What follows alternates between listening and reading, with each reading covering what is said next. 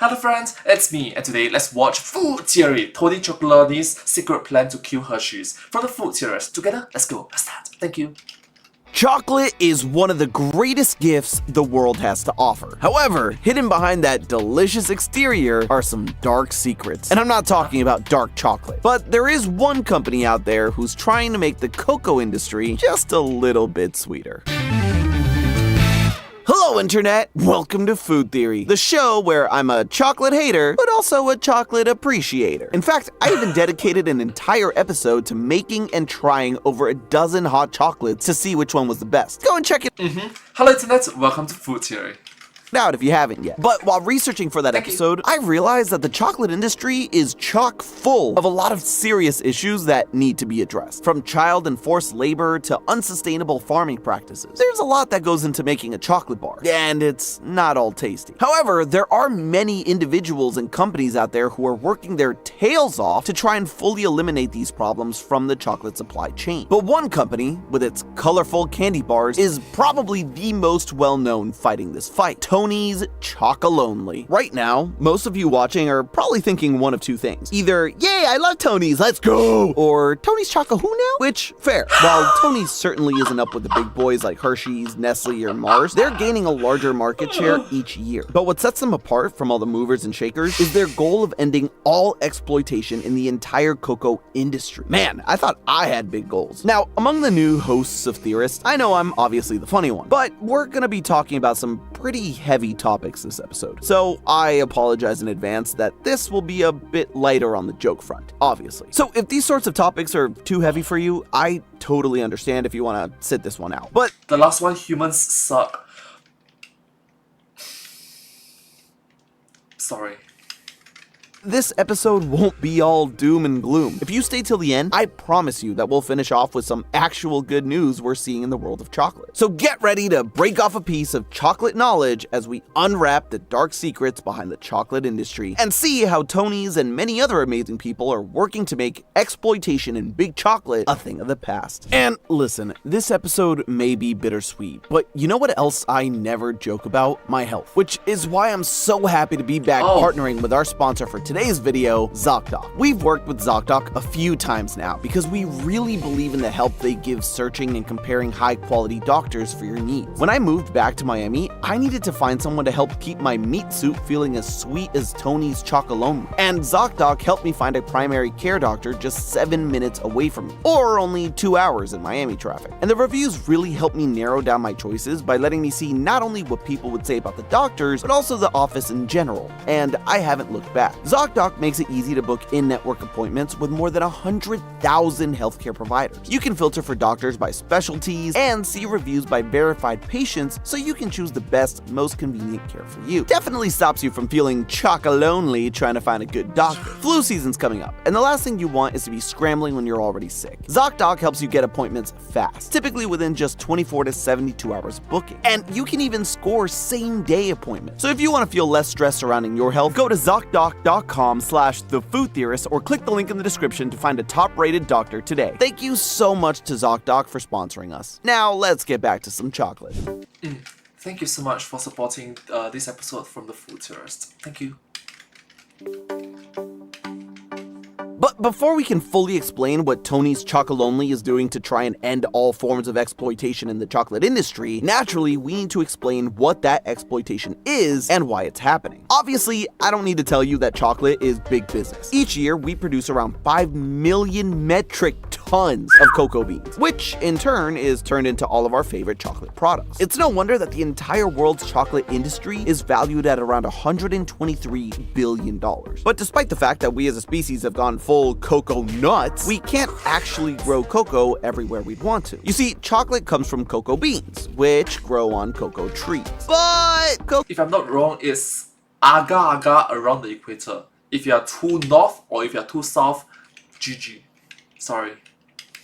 cocoa trees, they're a bit fickle. In order to grow, cocoa trees need consistent high temperatures, high humidity, plenty of rain, minimum wind, nitrogen-rich soil. You get the point. They're divas. As a result, more or less, cocoa trees can only grow in a narrow band around the equator, between 20 degrees north and south latitude, which means that the beans used to make every chocolate bar, candy, and spread you've ever tasted likely came from either Central or South America, Southeast Asia, or most likely the biggest producer of chocolate in the world by far, West Africa. West African nations in total grow around 70% of the world's cocoa beans, with the vast majority of that coming from just two countries, Ghana and Cote d'Ivoire. So if you're going to be a big player in the world of chocolate, you have to source your beans from West Africa. The only problem is, chocolate isn't supposed to be grown there. Cocoa trees were originally only found in the New World, enjoyed by civilizations like the Olmecs, Maya, and Aztecs for literally thousands of years before the Europeans arrived. But of course, as soon as they tasted it, the Europeans loved it and began to try and grow it everywhere they could, including West Africa. The problem is, despite producing the vast majority of the world's cocoa beans, farmers in West Africa don't often enjoy the sweet rewards. For example, once the cocoa bean— And the unfortunate thing is, it is not fair.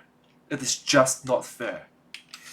are harvested, they're often shipped out of the countries that grew them and into Europe and North America. It's here where those beans are turned into all of our favorite chocolate treats, and that's where the real money in chocolate is made. Unfortunately, the farmers, who are mostly small local growers, are not able to reap all the money from their labor. As small farmers, the power to set prices is really held in the hands of the buyers, leading to bargain prices for what is essentially liquid gold. In fact, according to some estimates, the average cocoa farmer in West Africa makes less than $1 a day, far below the international poverty line of $3 per day, unable to even afford the product they work so hard to make. And when you're forcing farmers to make ends meet— Okay, so poverty was mentioned. So if I'm not wrong, maybe I'm wrong. Okay, there's like poverty, and then there's like high income. Okay, super high income around there. So in between there is like poverty, then low income, then lower middle income, middle income, upper middle income, high income. Then after that, it's like just luxury level. Yeah. By the time you reach high income level, you are rich. You are able to afford first business class in the airplane. Just should I go for business class in the airplane? Most of the times I'm like, I'm too poor for that. But maybe you can. You can have a choice. You have a proper choice to do that. Most individuals can't. On tight margins, that's when the door for real abuses start to creep in. Some farmers, not just in West Africa, but Brazil as well, have resorted to using child labor in order to make ends meet or make their prices competitive. In Cote d'Ivoire and Ghana alone, it's estimated that around 2.1 million children work on cocoa farms. And that is not right. Children should be studying. Children should have their childhood, should be playing, should be enjoying the world, not focusing their time and effort and hard work on labor. It will create a negative vicious cycle in which the children work, and they do not have proper educations in their life. And when they actually do grow up to be adults, when they actually do enter into society, they lack the proper education to back it up. It will create a negative vicious cycle. At the very least, let the children have proper education, because children are our future. isn't like working on your uncle's farm. It's back-breaking work, literally. Harvesting cocoa involves being hunched over for hours on end, wielding sharp machetes, and being exposed to tons of pesticides. Not the kind of work we want kids doing for literally pennies a day. And that's assuming they're being paid at all. Because, unfortunately, many of these children who are working on these farms are subjected to forced labor. I'm not gonna lie, I read way too many stories of kids who were forced into working on cocoa farms for no pay, ripped away from their families. It was pretty freaking heartbreaking. And of course, it's not just the workers who are suffering under this broken system. The environment suffers as well. Each year, thousands of acres of forests are cleared to make room for more and more cocoa farms. In Indonesia, the third leading producer of cocoa in the world, it's estimated that around 1.7 million acres of forest were cleared for cocoa farms between 1988 and 2007. This, along with other unsustainable agricultural practices, means that— Okay, let's be honest. When the word Indonesia came up, it hits very close to home. Singapore, Indonesia, neighboring countries.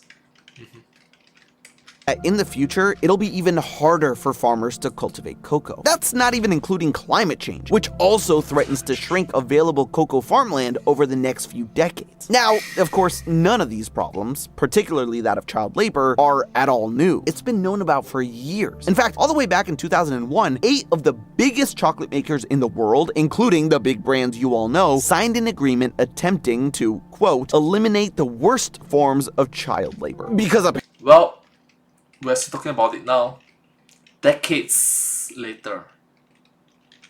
apparently there's good forms of child labor. This agreement, known as the Harkin-Engel Protocol, had some pretty ambitious goals, eliminating 70% of the worst forms of child labor in the cocoa industry. And at least as of 2020, not only have they not met that target at all, but child labor rates in some regions have remained unchanged or have even increased. Thankfully, this hasn't stopped journalists from holding Big Chocolate's feet to the fire, especially one particular Dutch journalist.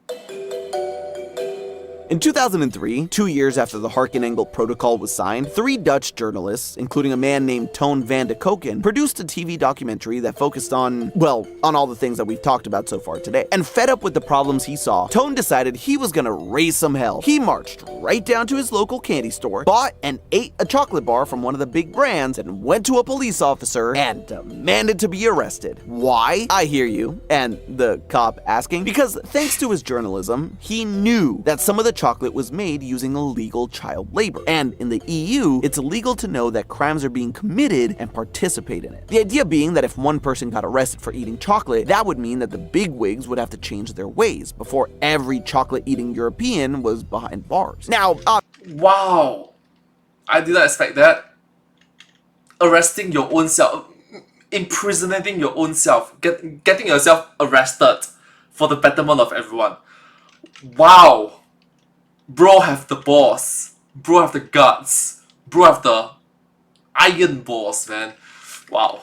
obviously, that didn't work. But that didn't stop Toon from advocating with Big Chocolate directly. Around this time, they were filming the remake of Charlie and the Chocolate Factory. You know, this one. Good morning, Starshine. The Earth says hello. At the time, Nestle had the rights to the Wonka candy brand. Toon lobbied Nestle to create a child labor-free bar. You know, since the movie features children being sent through a chocolate-themed hellhole. Nestle passed on the idea, and Toon thought, fine, I'll make one myself. In 2005, Toon created his Thanos. Fine.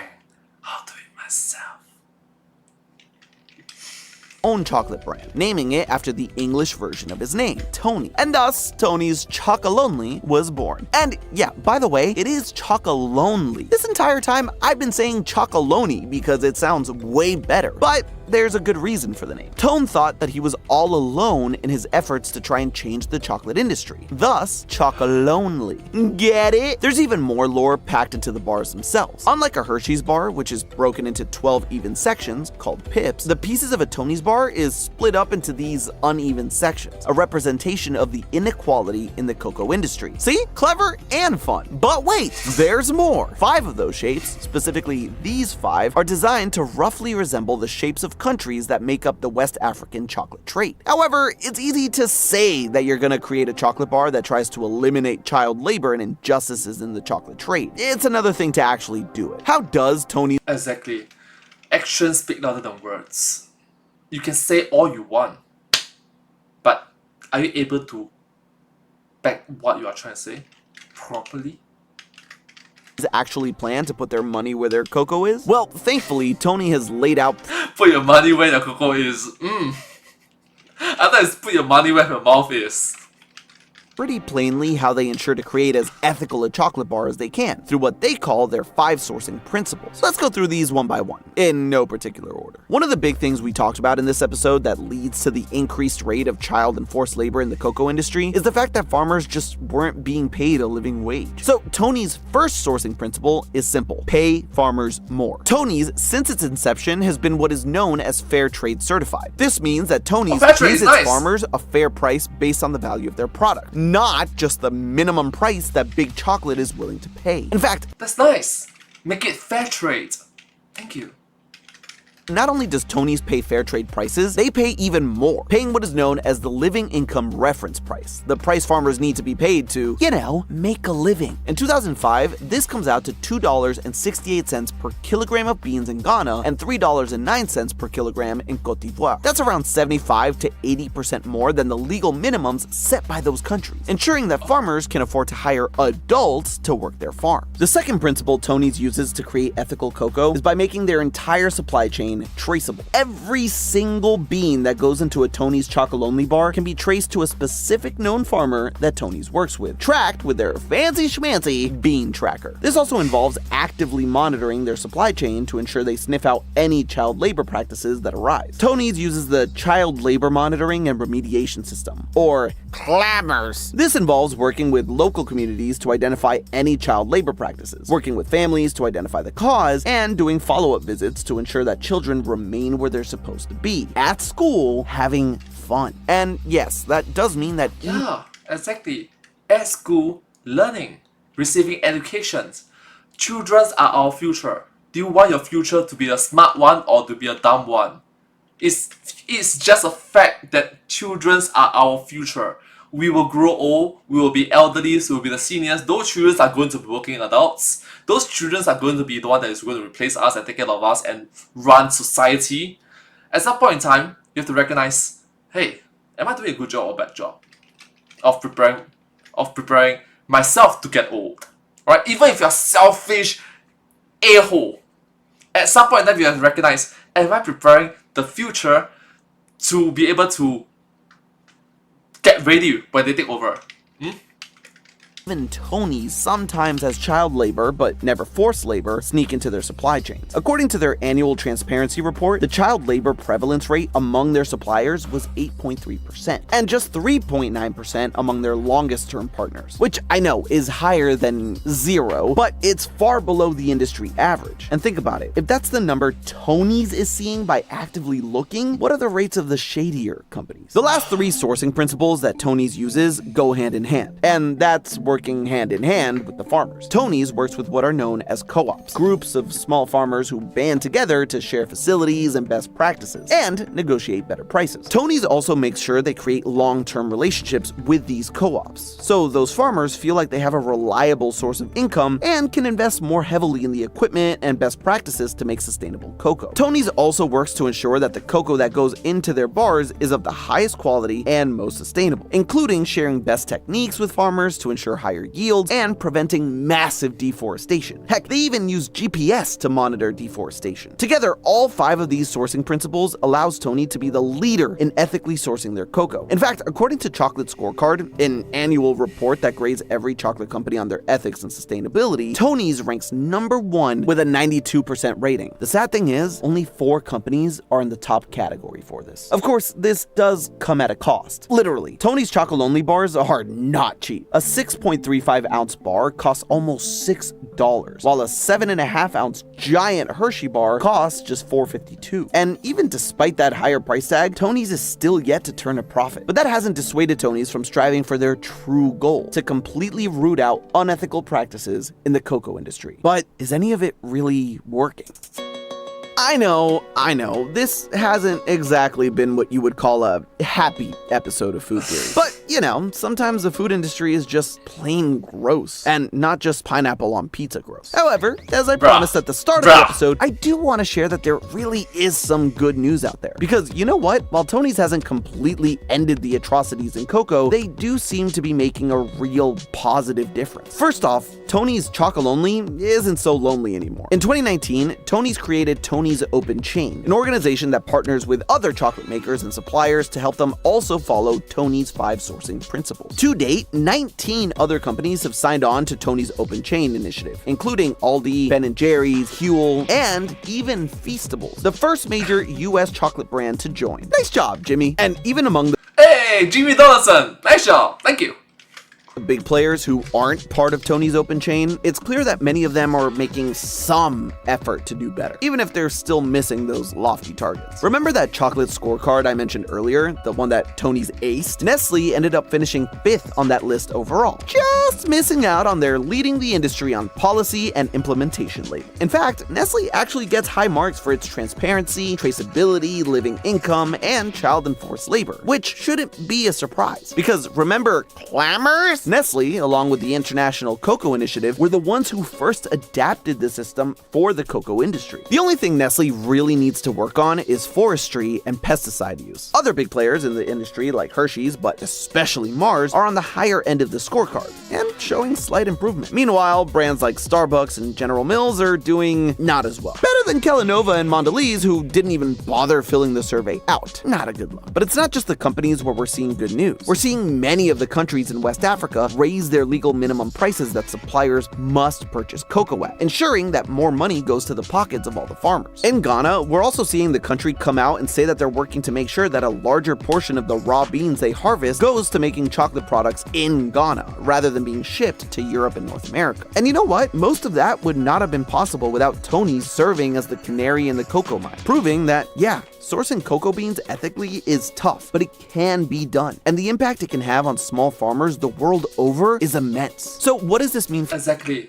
It is tough, it is challenging, but it is rewarding, it is worth it, and it is valuable that we take this challenging step forward together for the greater good. for you? Well, we actually play a big part. Because case in point, there was this one saying, I forgot who said it. The next Albert Einstein could be from Africa, but we might not even know, and that individual might not even know themselves they could be the next Albert Einstein. Why? Because the opportunity was being robbed away. Instead of going to school and actually becoming the next Albert Einstein, they are being forced to work in child labor, unable to fulfill their genuine potential to be the next Albert Einstein. It sucks, doesn't it?